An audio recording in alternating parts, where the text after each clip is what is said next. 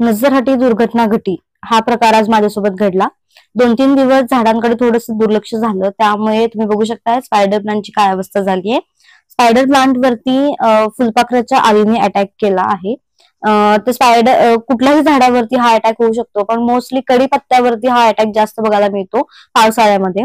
तर अशा वेळी काय करायचं, त्या आळ्या ज्या आहेत त्या काढून टाकायच्या आणि जिथे खराब झालेली आहेत पानं, ती पानं देखील काढून टाकायची आणि नीम ऑइलचा स्प्रे करायचा। त्याच्याने परत या आळ्यांचा अटॅक होत नाही। पण आता स्पायडरच्या केसमध्ये काय झालंय, खूपच पानं खराब झाली आहेत, त्यामुळे आम्ही याचं हार्ड प्रूनिंग करायचं ठरवलं। पहिल्यांदा त्या आळ्या बाजूला करून घेतल्या आणि नंतर हार्ड प्रूनिंग केलं। आणि मातीमध्ये तुम्ही हळद किंवा दालचिनीची पावडर ही मिक्स करू शकता। आता याला जेव्हा नवीन फूट यायला सुरुवात होईल तेव्हा मी याच्यावरती एकदा नीम ऑइलचा स्प्रे देखील करेन, पण आता पुरतं हार्ड प्रूनिंग केलंय त्यामुळे स्प्रेची गरज नाहीये, फक्त मी त्याच्यामध्ये थोडीशी हळद टाकलेली आहे।